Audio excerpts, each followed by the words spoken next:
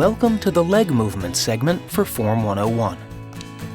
Running speed is ultimately a function of stride length and stride rate. This segment focuses on the elements of leg movement that can lengthen the running stride and increase turnover for faster running. Many of these elements are also important for comfortable and injury-free running. Keep in mind, the components of a longer and faster stride will be exaggerated when sprinting as compared to distance running. Distance runners still want to develop the capacity to run faster, but they need to balance speed with endurance. The best way to safely increase stride length and stride rate is by focusing on specific elements of the stride. Here are 8 essentials of leg movement to teach middle school runners. Then check out the activity segments in a running start for exercises that will help runners incorporate these essentials into their stride. First, runners should take off and land on either the midfoot or the forefoot, also known as the ball of the foot. Many runners land either flat-footed or on their heels. Both these actions direct force down into the ground without generating much pushback to propel the body forward. Notice that this adjustment, to running way up on the tiptoes, is different from running on the balls of the feet. It's also inefficient, as the runner can't generate enough force to propel himself forward. The next essential of leg movement, and a closely related one, is to run lightly on one's feet. Runners should avoid pounding or plodding. Plodding wastes too much energy and doesn't take advantage of the elastic energy stored in the muscles. Pounding decreases one's speed and also strains the bones and joints. These are flaws you can sometimes diagnose by listening to foot strike. Instead, runners should be light on their feet, almost springy, and as quiet as possible. The third essential is to land with the foot and knee pointed in the direction that the body is traveling, so that all the energy and force generated can propel the body where it wants to go. When the feet or knees point inward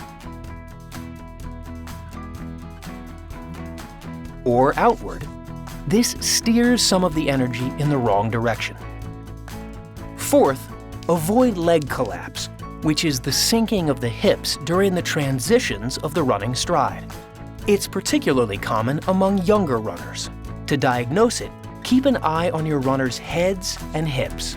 Both should stay relatively level over the course of their stride. If they bob up and down, your runners are expending more energy than necessary, and you should help them make the correction. Also, watch for excessive bending at the knee joints immediately after the runner's foot hits the ground.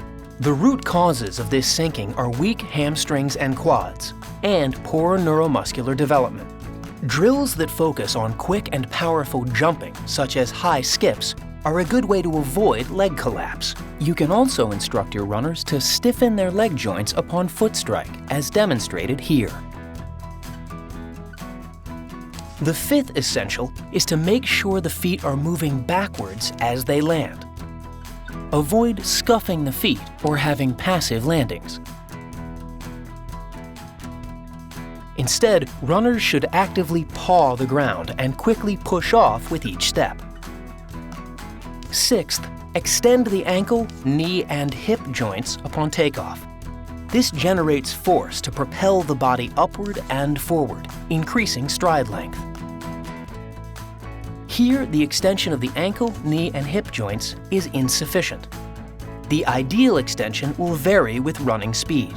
As seen here, the extension will be somewhat less powerful when running long distances than when sprinting.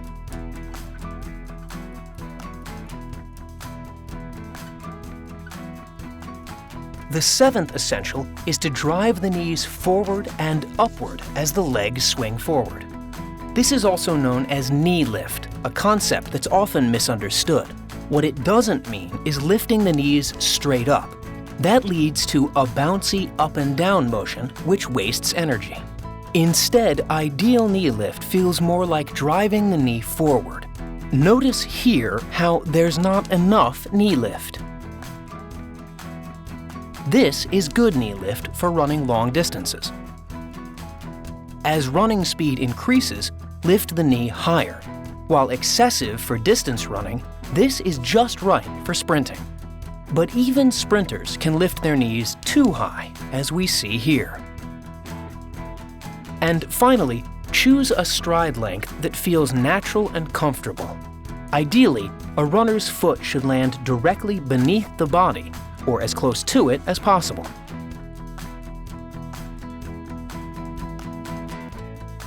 Avoid understriding. Short strides are unhelpful because they don't take full advantage of the power generated by each step. And avoid overstriding, in which the foot lands well in front of the hips and center of mass. Although a longer stride leads to faster running, the expanded stride must still be within the runner's range to be beneficial. Also important is the way runners lengthen their stride. Ask the average inexperienced runner to lengthen his or her stride, and you'll likely see a leg kicked out at the knee or stretched farther out in front of the body. The problem is that this will result in overstriding and will often cause runners to land on their heels, which is both inefficient and can risk injury. Instead, runners should lengthen their strides by developing the 7 other essentials of leg movement featured here. This will ensure that runners efficiently propel themselves further with each step, rather than just taking longer steps. That covers leg movements. Here are some reminders, and be sure to check out our other Form 101 segments.